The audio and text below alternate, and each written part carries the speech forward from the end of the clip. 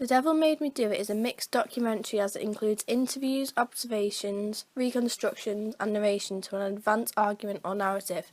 The themes that run throughout are murder, justice, how the media affects, how Marilyn Manson has influence, and religion, as the town and the girls are religious and Marilyn Manson believes in the devil. The narrative structure is linear as it has a beginning, middle and end.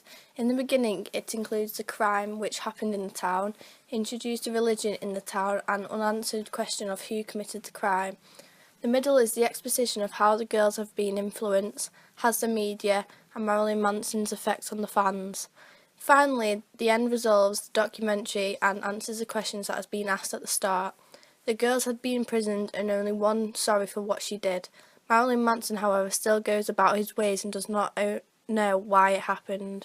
Throughout the documentary it shows teenagers drinking and kissing, which is a very stereotypical view of the youth, implying that they always are badly behaved.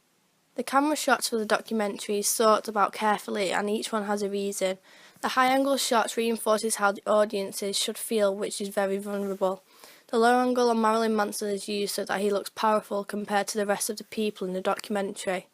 When talking to friends there is a two-shot which is done to suggest that they are both equal.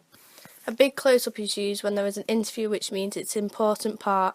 The framing is always 3/4 of the way up to the eye line. Also for the interviews there is a conventional framing when it comes to the shots, as they use close-up and also the interviewee doesn't speak directly to the camera. But as for where they are placed, they should be more away from the centre of the frame. The reconstruction makes a massive difference to the documentary as it gives the events a lot more detail as to what happened. When the girls confess, it cuts to different shots of the places of which she talks about. The music is tense, which sounds like a heartbeat linking it to death. There is a panorama overlooking the church which sets the scene, and for the last extra effect to imply how horrific the event was, there are sounds of the murder. Sound is used a lot within the documentaries. In this, there is a voiceover anchoring the meaning for the audience. It also has a variety of sound effects, diegetic sound from the interviews, narration over the concert and Marilyn Manson's music. The editing plays a big part as each little thing is done for a reason. There is a stereotypical montage of badly behaved teenagers and tracking shot of the police. Slow casting editing is used to match the eeriness and the sound of the documentary. Some of the editing they use reinforces that Marilyn Manson is the one with the power and not the girls, despite flipping between them both. The archive material is used between interviews involving Marilyn Manson's music to give people an idea of what his music was like, and a news report of when the event took place.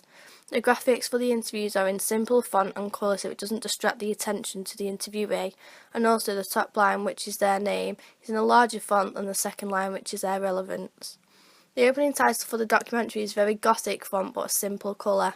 What makes it relevant and interesting though is how they have involved the cross within the letter, which links to the religion.